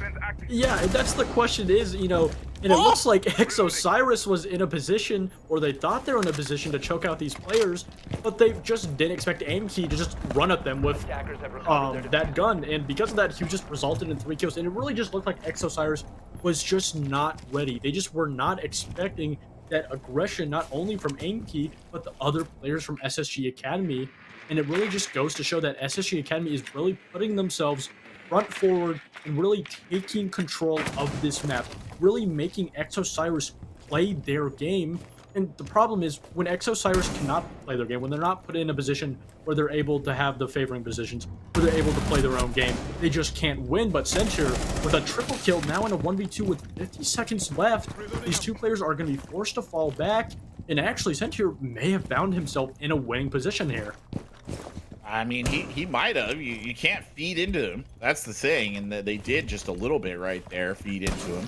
6-1, by the way, is Centaur. He's loving this. 3 kills so far in the round. He's looking for 2 more if he wants to pull this together. Focal just waiting hard on the door. It's sussed out. Good little bit of distraction right there. And Focal just swings around and picks up the headshot. Easy as you please. And a good round for SSGA right there on the defense. Yeah, you know, he kind of only really had 2 options there. Either go upstairs and really think that that player below hatch was still going to be there. And the thing was, he could have gotten that kill, but he would have wasted so much time. So he just opted to go with the, you know, quicker position, the quicker play. But those last 2 players from the side of SSG Academy were just in a perfect crossfire, doing that bait and switch. And they, you know, threw out a little bit of a trick, a little bit of a bait, and Centaur took it up and eventually lost that 1v2 gunfight. But nonetheless, that was just a really good round from SSG Academy that almost turned into something catastrophic from them over-aggressing. But yet again, we're going to be going back down to this archives and bathroom bomb site. The very first and only round so far Osiris has won. And it's going to really be up to Osiris to just change up their adaptability. Sure, they did win that first round, but so far it doesn't look like their overall strategies that they've thrown out, aside from just rush planning in sight, has worked so far. 5 seconds left before insertion. No, I agree. It's been a bit of a, well, it was a dud on the last couple of rounds. I mean, I'm not quite ready to put it all away just yet, you know, but it certainly has not looked particularly good. I think what happened is they almost kind of out-tempoed themselves. And when that first death came in, I feel like that should have been like a sign like, hey, maybe we need to change our pacing, you know. Yeah. They didn't do that. They just kind of kept their foot on the gas, and then it was just attrition from there on out, just body after body. Yeah, and honestly, you know, while they did change up their overall style, it kind of looks like they're trying to do the same thing, and I'm a little worried. And it's just not going to happen, barring in a position on his drone. They do have that IQ, so if IQ can identify this, they could try it again, but it's just the thing that SSG Academy are going to realize it. Wow, that's just really unlucky. That hit reg right there, just really unlucky. And the thing is, Enki knows exactly where this player is, but because he shot him now, because he's been droned out, they know exactly where he is. But it's actually Focal to get the first pick onto BGL. Enki being lit up a little bit, but Focal following it up yet again, now onto Centaur with his first double kill. And yet again, just Osiris falling apart completely. They have changed up their overall strategy, but because they haven't actually changed their pace to follow up with that, SSG Academy is just taking this easy. Oof. Twist the only one left. Oh my lord, Enki. Yeah, you type GN in the chat. You earned that. You can have that one. I allow that. Yeah. Wild. Anyway, wild round. I mean, Osiris just getting eaten alive. What is going on? What, they did not even on their worst rounds on Chalet, did they not look that lost? You know what I mean? Like, no, I don't understand. They don't have an answer. Yeah, I was gonna ask you. I mean, I don't even know what the attack plan was there. I don't want to be too hard on them, right? But like, I don't know what the attack plan was there. It almost feels like they're sending a bunch of, like, we went from them on Chalet being relatively coordinated, like there was a plan. They were trying to bring their guns to bear. We go to their map pickup order, which is a gunner map in in a certain way, and they just kind of are throwing bodies in at different angles and hoping people pick up kills. I just don't understand. I mean, I guess an analogy is they're just, you know, jumping off a cliff and hoping there's like a little rock below them, but they're just falling flat. That is what's happening. And it really looked like they tried to go for that rush plant yet again, but they realized, okay, that's not going to happen. This is too risky. Let's fall back. And it just really looks like they don't understand how to play necessarily, not order, but how to play against what SSG Academy is throwing at them. And that's the thing. Exosiris in the first map had a relatively great attacking average, almost completely even, aside from that last round going to the side of SSG Academy, and they have an 80% success rate. But it's not like they're making small mistakes. It just really looks like they're not all on the same page, and they don't really know what they want to do. I'll be honest with you, this is getting into like critical round territory, and I say it just from a mental perspective. There is a good track record, it happens many times, where if teams at this level of play start to get blown out on maps they think they should be winning, they do not do well. The recovery is hard to manage, and that's not saying that's exactly what's going to happen here for OSIRIS, but if they go down by 3 rounds, I don't think they're going to be too happy about that. My lord, Barring nearly had a kill shot there through the floor. They'll back up a little bit off the murder hole. I think they're both kind of aware of each other in the vague sense. Aimkey getting lit up though as he runs across CCTV, and CCTV turned back into a death trap here for the SSGA side. Barring in this position feels probably a little uncomfortable, all things being equal. JetCon there with some wide swings. He might get a kill off of it. Are you kidding me? Picks Brios up through the window. Things that shouldn't be allowed. Yeah, that first initial pick, while it did go to OSIRIS, they lost the second one, and at that, they didn't get any map control. And Carr just doesn't know that Barring is there, and now they've just completely lost control. But Center getting a pick back, someone have been gaining control, and yet again, it just doesn't look like OSIRIS are in a position on purpose. It just looks like we're seeing solo hero plays coming out from single OSIRIS players. And sure, it's gotten you a 3v3, but with a minute left, and especially a bomb site like the one they're trying to attack, you have to have a game plan. You have to play together. You can't rely on these hero plays anymore, because these last 3 defenders, they're just going to go based off this intel, hold these crossfires, and you're just going to be getting yourself into a 1v3. At least they have case control. At least they have case control. That's the one thing that you can say is in their advantage column right here, is they have case control. As they lose another drone, BJL trying to find a kill through a wall. He won't get it. The flash grenade's coming in, but Vil Warden waiting. No, Sentier picks up the shotgun kill, Sentier picks up the shotgun kill to cancel out what JetCon was able to do.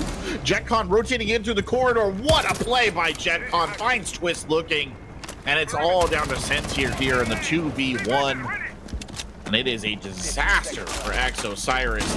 Out comes Sentier over the top there with the flash. He'll rotate around the other side, but he's got the Alda to deal with and an active Maestro cam pinging him the entire time. I even hear the laser pinging him. Good run forward, but JetCon there to clean it up. I think they intentionally left Maestro as bait on that one, Goose, to get that round win. I mean, I was actually going to the map going to question why they banned Maestro, and obviously it didn't come down. They didn't lose that round. Maestro honestly didn't even really win them the round in that last half. It's honestly just this over-aggression and just lack of intel for OSIRIS. And sure, you're down 4-1, on attack. It's the least favored side, but still, it's not because you're playing a defender-sided map. OSIRIS is down 3 rounds because they're making major mistakes that just simply should not be happening, and major mistakes we didn't see the map just before we saw it not only 30 minutes ago. Yeah, it's a wild transition from what we saw in Chalet. And this is their map pick. I'm almost at a loss for words, because this is their map pick. They were doing well on Chalet. They were doing well. The thought of the Chalet there being a 3-map gap between the 2 sides is relatively unthinkable to me, in the way that that's gone. And now we're over here on their map pick on the attack, and they are just stifled. So either, Goose, they have some wild defensive comeback up their sleeve because they love defending border, or whatever. This is their favoriteest map to defend, and they just want to get more reps in. Or I just don't know, because it all comes back, at least for me. You mentioned the mistakes. It all comes back, at least for me. I just don't see the strategy. And I will admit, I'm not a coach. I just watch Siege and talk about it. But there just doesn't seem to be a coherent plan. It genuinely, like you said, it feels like hero plays. They are hoping that members will pick up kills, and SSGA is maintaining a very calm demeanor and just kind of finishing them off one by one. And the thing about the hero plays is they're putting themselves into the positions where they have to rely on these hero plays. They're players in 1v1 or 1v2 situations on the side of Osiris that simply just doesn't even really need to happen, and that's why they're not even finding themselves in a comfort position to even put themselves into these rounds. It's because they're not putting themselves into winning positions. But this round we have seen this changed up. We do see the 3 players outside of Armory Wall playing together, trying to not only get this wall open, but making sure they're not flanked from archives. But yet again, Center, all by himself in a solo position, is found out and killed, followed up by Vil, and now, with a minute 30 left, halfway through the round, it looks like SSG Academy is just going to run away with a 5-1 half. And sure, you have defense ahead of you, a very defender-sided map, but it's you don't want to be down 5-1. No, again, I don't want to be harsh, but that's like awful. Yeah, that's it awful is. on your own map pick. Like, you cannot do that. But that's where we're trending, because Vil just cleans up the body of Twist. Carnage salvaging a little bit of dignity out of the situation by at least killing Barring in CCTV. Might even get another one here. He was at the right angle, but not quite the right spot. Rios moving in behind. Rios has been quiet as a church mouse here. 1 and 5 across this map. Vil now waiting in position. The firebolt coming out right there with some smoke accompanying.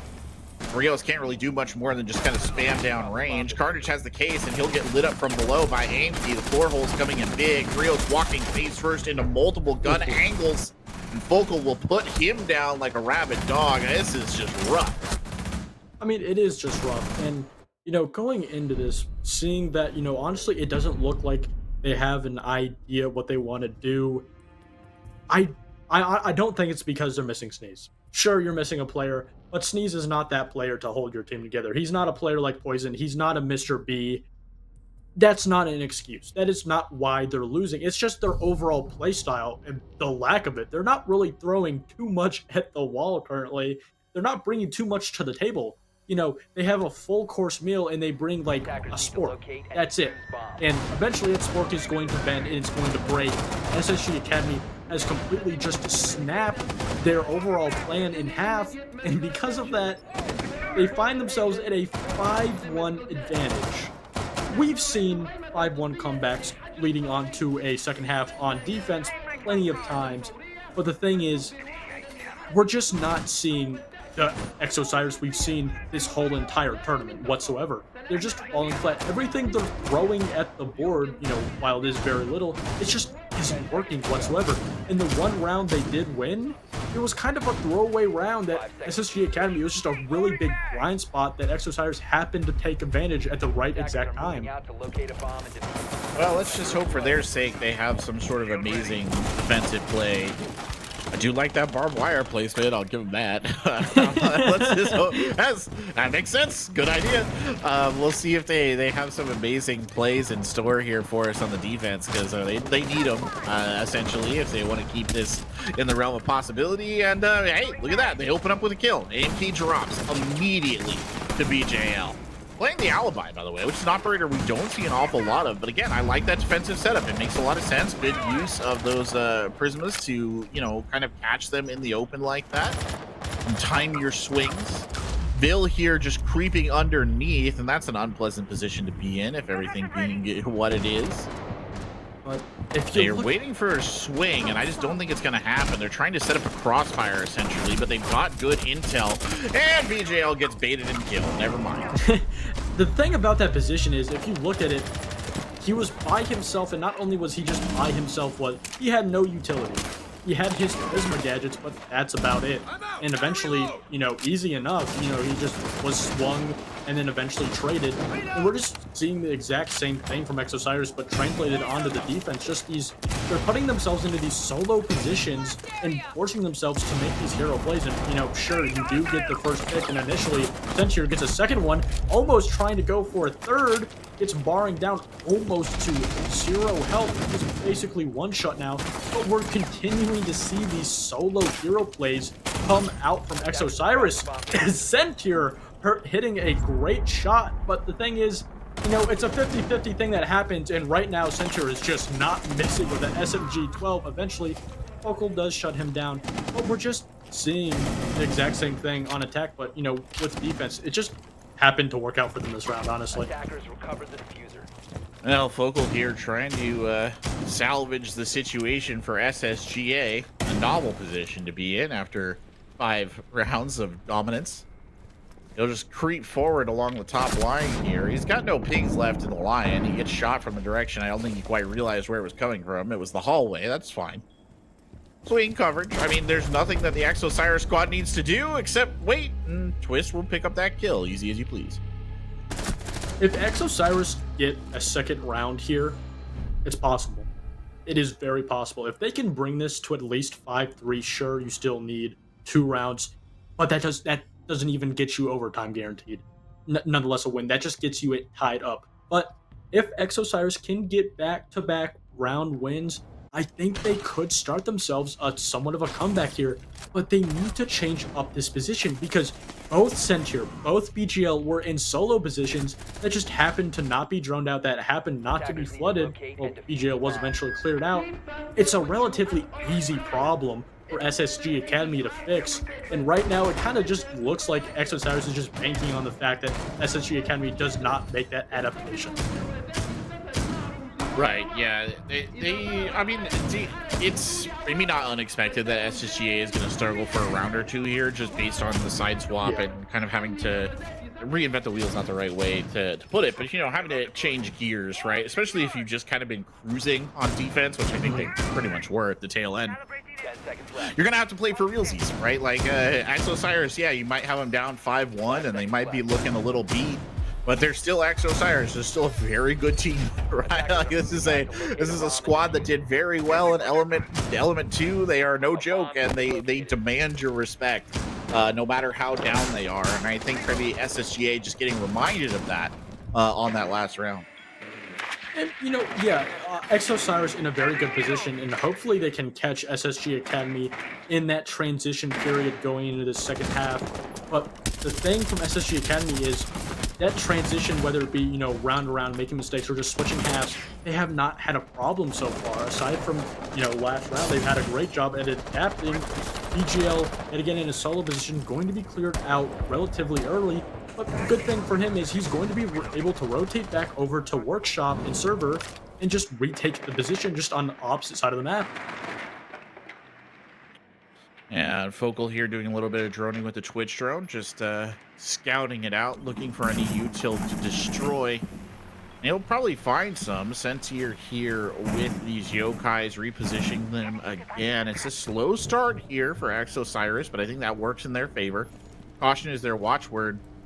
BJL there tracking someone through a wall. It's just good positioning. I don't think he knew.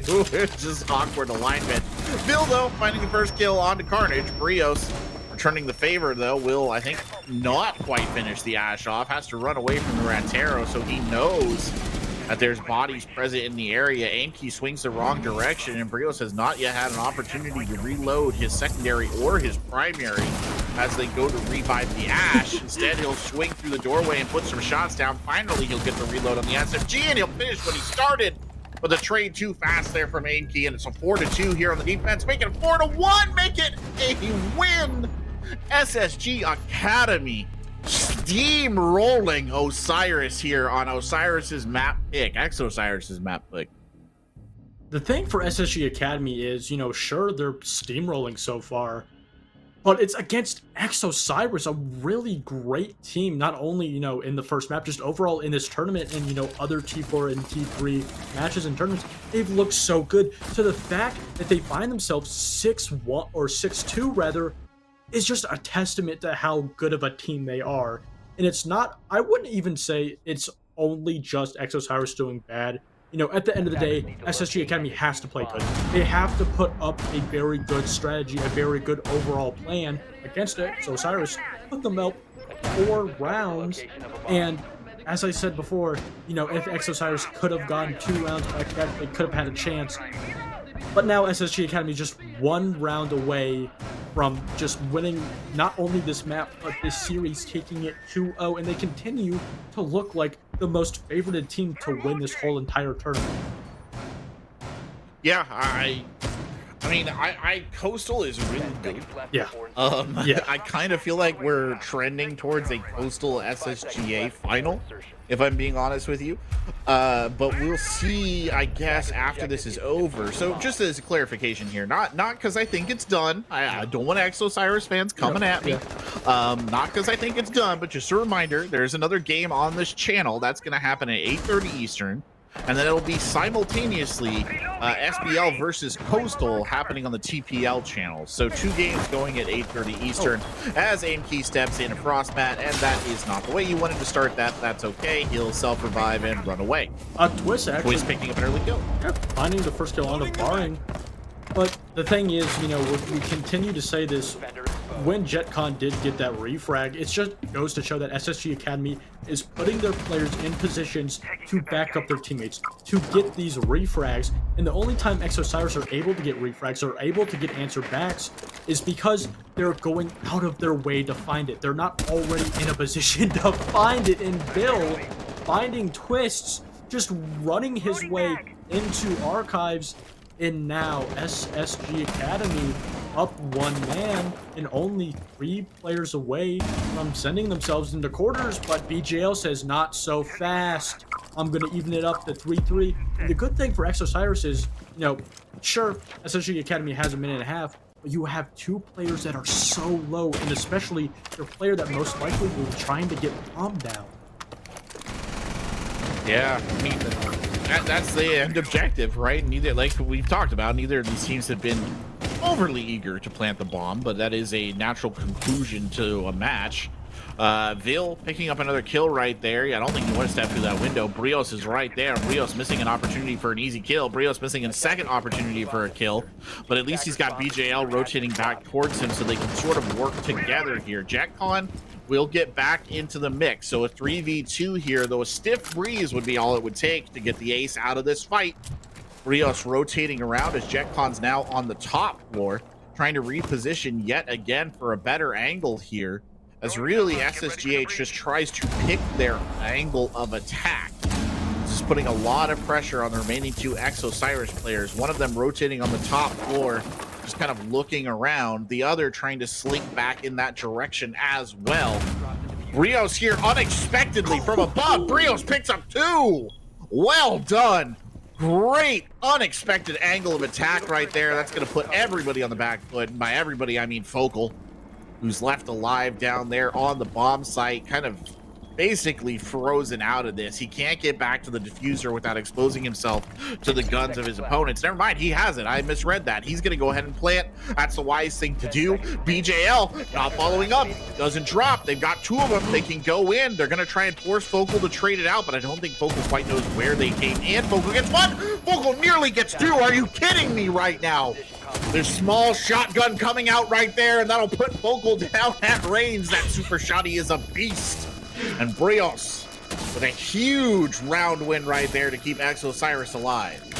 That was a nail biter of a round, but Osiris, they found their 3rd round, their 2nd on defense. I don't want to say it's over, and I don't also, on the other side, want to say, oh, this is Osiris, they're finally coming back, because you need more than that.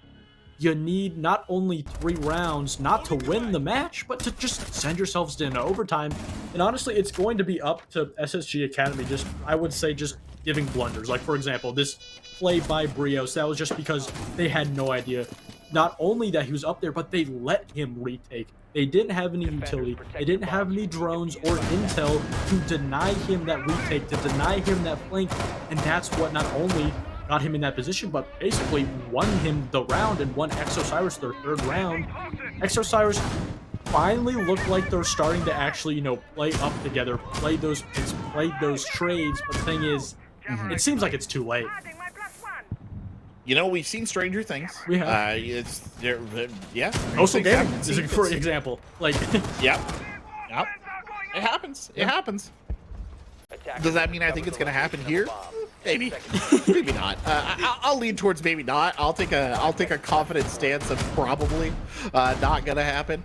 But it's within the realm of possibility. I think the big issue is that the Osiris side, you know, even if you look at the end of that defensive round, right? That was just, again, it was hero plays. They had to rely on Brios to come up big in the clutch, basically. They had to rely on BJL to come up big in the clutch. It was a good defensive rotate. They read their opponents well, but it almost felt like they shouldn't have been in that situation to begin with because it felt desperate, which is, I think, something they want to avoid as we get started here on yet another match point round. You know, in these hero plays and just over aggression plays, for example, Twist running out, what it is, in my opinion, is just overcompensation for losing picks and losing so many rounds. You're just trying to compensate with these really aggressive, these really risky plays, and sometimes it does work out. For example, last round, BGL almost getting the first player, Vile lit up, but BGL forced to rotate through that fire, and with a minute left, not so happening, but lucky he does have Twist to heal him back up.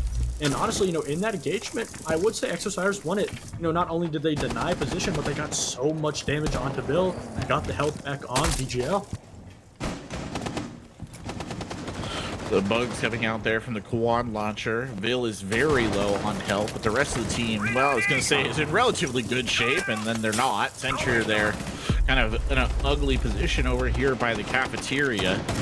Vil still very low, has at least made some space here with the help of Vocal, and there's another kill coming in, and Carnage secures that kill. It almost looked like he killed himself for a second, but Twist getting in on the action as well, and SSGA stalling out on round 10 as a flawless round coming down the pipes from Osiris, and this Scorpion still has Sting in the tail. Not dead yet, Goose.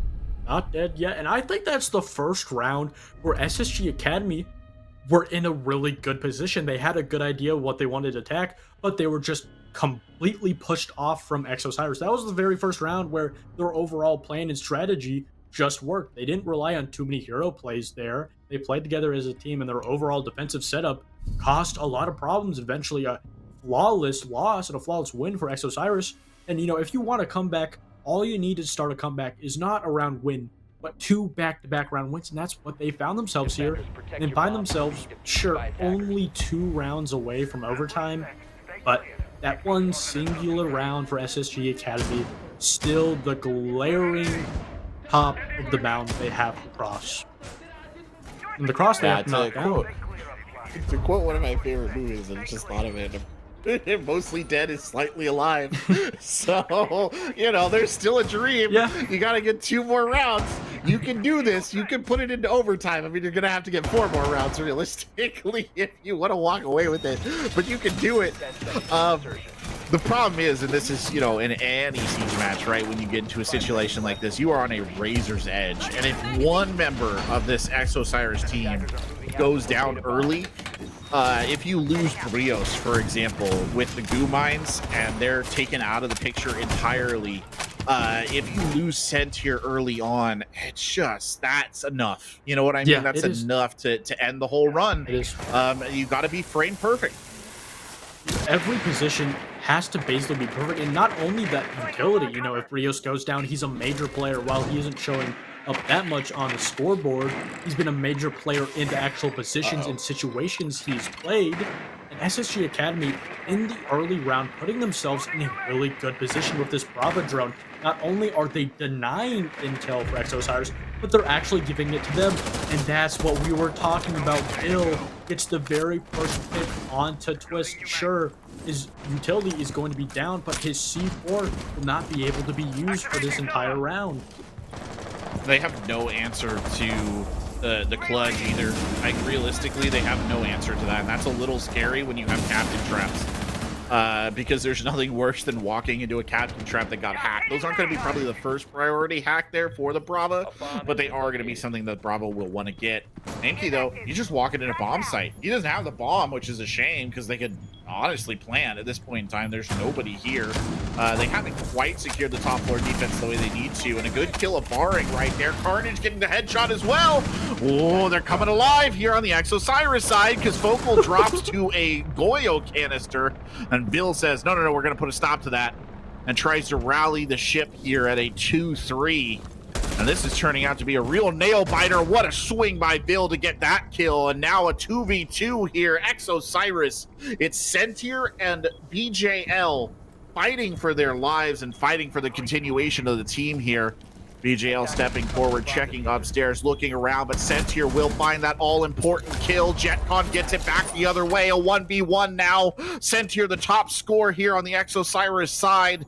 He just has to find one kill to push his team that much closer to an overtime. Does he see him? He does! What a shot! JetCon dropped. And Osiris keeps it alive! They're keeping themselves in this game. And just like the last map, we find ourselves at a 6 scoreline. Osiris, one way around from sending it to overtime, but SSG Academy, one way around from winning it all.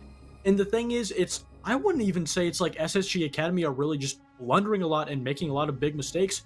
Honestly, it does look like Osiris has finally found their footing in this map. While it has taken a while, they find themselves at 6-5. It doesn't really matter how you find yourself going into the scoreline. As long as you're here, that's all you need. And all you need is overtime now. Osiris, I really like how they've clawed back. As I said before, it just really looks like what they're throwing at the board is finally working. They're not relying on those hero plays. They do have those solo roams, but it's backed off of intel and backed off of utility. And SSG looks like they're struggling, not only by making mistakes, but just really having to deal with what Osiris is giving them. Yeah, I agree. I mean, again, though, it's my caveat to all of this, and it's not stopping the run back. Osiris is running it back. My caveat, though, is that, again, it's a desperation thing. Like, Osiris is down to a 1v1. Yeah. Like, right there, right? Like, we are talking, this is it. Last holdout. I mean, it did happen to be their top gunner in that situation, but still, like, last holdout. It does not feel that like they are in control, even though they are winning, if that makes sense. You know what I mean? It feels very seat of the pants. And hey, look, don't let me take it away from Osiris. It's working, right? Like, it's working, Goose. It's working. Yeah. But it's gonna blow up in your face at any second. I guess you get one more round and you get into overtime, and maybe you can stabilize a little bit. I don't know. They're playing off this nervous energy, and frankly, I don't know. I think they could do it. I genuinely think they could win it. I 100% believe they can win, because it's not like SSG Academy is just starting to trip. It's not like they've fallen off a mountain. Their overall answers back. That last round was a really close round, but just how Osiris is playing right now is simply working and is countering what SSG Academy is throwing at them perfectly. I really love just overall what we're seeing here, and I'm not going to give it all to Carnage B, but I do think that older person, that older player that really rock to your boat is really holding this team together. He's probably telling them, you gotta calm down, calm the nerves, just take it round by round. And that's what a player, obviously he's not a permanent mainstay, he's not a new addition, he's just going to be a little sub for tonight, but nonetheless we can see how he's affecting this team already. While the round count before wasn't the best, he surely has helped on the there. No, his traces of his fingerprints are over this run back. Not to take credit away from Osiris, but they are there. And it wouldn't surprise me if that was the role he was filling for them right now, because I'm sure he wants to win this just as much as they do. Twist here now in the CCTV stereotypical hold position. Obviously, tension a little bit split right there. SSGA, they gotta be a little frustrated. This has been back-to-back Osiris wins. They don't want to give them this defensive comeback. They don't want that kind of momentum going into overtime. That in of itself could spell a disaster if they can't finish the deed on this particular round. So the pressure on them just as immense as the pressure that's being put on the back of Osiris. Oh, the nitro cell. I don't think he quite knows where they are, though. He's really looking at it. Vil needs to be super careful right here. If he's not, he's gonna get blown up. And the funny thing is this is an IQ. If IQ just happened to take out her scanner to get utility, she might have seen Twit's holding that C4. But the thing is, while Twitch doesn't get that kill, while he is falling off, he's still going to hold this position. But the thing is, JetCon gets the very first pick on the Carnage B, but it's a very late pick, and with only a minute left, it does look like SSG Academy does have complete control of top floor, but they're not aware of where these last couple players, and it looks like 3 of these players are playing relatively somewhat far from sight. The sneaky holdouts here on the side of OSIRIS, just forcing SSGA to play into them. And SSGA is playing this so cautiously. We're down to 45 seconds now on the clock, and SSGA has not committed to a vector of attack here. They've got the pieces in place. There's gonna be a sudden explosion of violence here. Any second now, it's all gonna go off. It's all gonna be determined in a 13-second stint. JetCon and Baring both taking a huge chunk of damage right there, but it's Focal picking up the kill on Descent here. You're running out of bodies now. Twist, BJL, Brios, that's all that's left here. 20 seconds on the clock. There's another kill down the pipe. Brios gets 2! Again, the hero of the hour, keeping the dream alive, and he'll get the revive, but he's caught looking, Baring from nowhere. Are you kidding? 3-1. Twist has to come in and disrupt the plant. Twist, 1 shot on the bag. Got to get 2 more here. The nitro cell goes out. It's a long shot. He doesn't find it. He gets 1 more kill. Baring, though, with the vertical hold. This is the worst possible situation for Twist to be in. Both of them on a shred of health. Murder holes in the floor. Baring finds it! And Baring comes through huge for his new SSGA squad. Baring has been gone for a little while. He used to play CL, took a little bit of a break, but it doesn't matter because when he is needed most, he shows up in that final 1v1 to win the second map in the entire series for SSG Academy. And what we thought was going to be a close game, which relatively still was with a 7-5, 7-5 scoreline, we will not be needing Oregon because SSG Academy, with their first game, will already be marching their way into quarterfinals. Yeah, that was a wild conclusion there. I think both of us here in the casting booth, and probably a number of people in the Twitch chat as well, we were ready to kind of write OSIRIS out of the picture.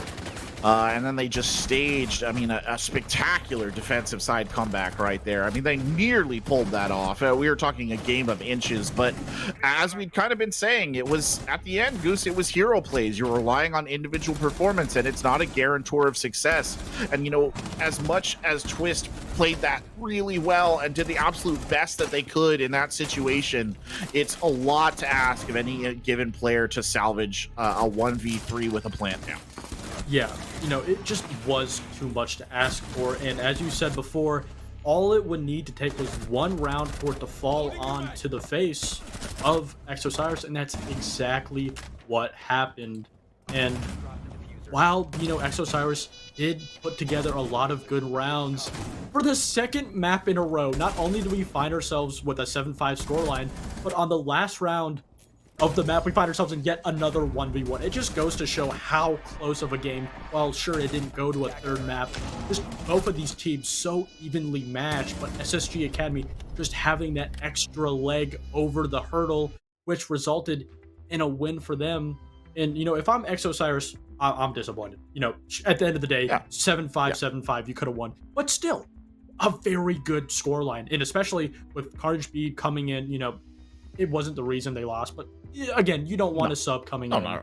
And, you know, it may have led to some micro problems. But if I'm OSIRIS, you know, while disappointed, you know, I'm taken away, you know, somewhat happy. You know, you've learned a whole lot. Because not only have you lost, but you've lost in a definitively good showing. Yeah. I mean, it's a bitter pill to swallow, right? Obviously. But yeah, I agree. I think there's benefit for this to them. And it may take a meeting or two or kind of a scrim for them to get that, or kind of in their skin, right, that they did okay and that there's things to be learned there. But I mean, at the end of the day, you got to give it to SSGA. It was such a clinical, controlled performance on the defense. They looked genuinely scary, and the run back by OSIRIS, I mean, that was good stuff, Goose, but it does not take away from how well SSGA played on the map pick of OSIRIS. Yeah, not only that map, just the whole entire series and marching into quarterfinals, which they'll be playing right next. They're playing that exact game tonight. So it's a good thing they didn't go to a third map, because you do not want to play two best of threes back to back. That is 6 hours. That is unmatched, especially with breaks in between. That's almost 8 hours. You just don't want it. So SSG not only giving themselves a good win, but giving themselves a nice and decent break, 30 to 45 minutes at the most going into their second match. Going to be able to recalibrate, get some food, get some water. But yeah. I mean, as you've kind of hinted at, we do have another game coming up here on the channel. It's going to be it for Goose and I think, but we're going to have SSGA versus Aerial Arise coming up in a semifinal match at 8:30 Eastern right here on Xenon Gaming. And then if you want to see the SBL versus Coastal match, which is also going to be a banger, they're both great, you can go ahead and check that out on the TPL channel. That will start at the same time, so they're going to be running concurrently, because this was a rescheduled quarterfinal from yesterday. But what a banger it was. So happy that you could join us here. Pleasure to work with you, Goose. That'll be it for now. We're going to take a quick break. We'll be right back with our next exciting semifinal match after that.